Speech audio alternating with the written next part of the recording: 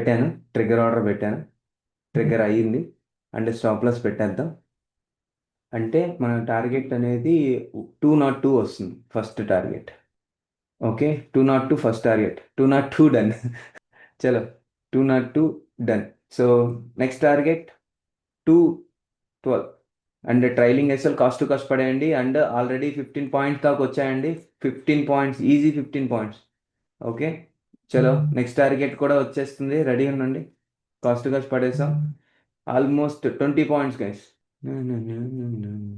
And నేను cost to కాస్టే తీసుకుంటాను, no loss తీసుకుంటాను. Okay, done. నా cost to cost done almost.